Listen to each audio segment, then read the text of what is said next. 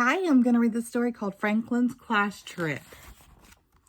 Franklin could count by twos and tie his shoes. He had gone with his class to the bakery, the fire station, and the pet store. Today, Franklin's class was going to the museum. Franklin was so excited that he could hardly eat his breakfast. The museum had lots of steps and huge doors. "Wow, it's big," said Franklin. "It has to be," said Beaver. "There are real dinosaurs inside." Beaver had been to the museum before. She knew everything about it. "Big dinosaurs," she emphasized. "So big that they ate trees for breakfast." Franklin was afraid to ask what dinosaurs ate for lunch. Franklin sat down on the steps. "What's wrong?" asked Snell. "Beaver says there are real dinosaurs in the museum." Snell looked alarmed. "That sounds scary." Franklin nodded. In the museum lobby, Mr. Owl went over the rules. No shouting, no running, and stay with the group. "Mr. Owl," said Beaver, "one more thing. Watch out for dinosaurs." Moose and Bear laughed. Franklin didn't. He moved a little closer to Mr. Owl. Their first stop was the Bat Cave. It was dark inside. Squeaks and squawks filled the air. "What's that?" asked Franklin.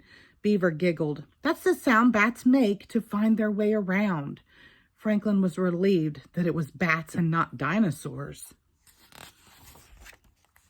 The class visited the rainforest next. Franklin climbed high into a treehouse. He could see the tops of the trees. "Can you spot any dinosaurs?" asked Snell. Franklin shook his head and climbed down quickly. There was so much to do in the museum that Franklin almost forgot about the dinosaurs.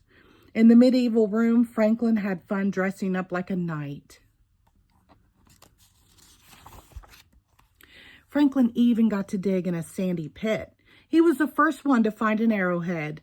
It was just like being a real archaeologist. "The best part is still to come," said Beaver, as they sat down in the cafeteria. "Yes," agreed Bear, "lunch." Mr. Owl smiled. "I think Beaver means the dinosaur exhibit." Franklin gulped. "I'm too tired to see more. I'll just stay here for a while," he muttered. "Me too," said Snell. "You'll forget about being tired when you see the dinosaurs," said Mr. Owl. "Eat up and let's go." Reluctantly, Franklin and Snell followed giant footprints down a long, leafy corridor. There was a loud roar. The floor shook. So did Franklin. "Ah!" screamed Franklin when he turned the corner. He was looking right into the bony mouth of a Tyrannosaurus.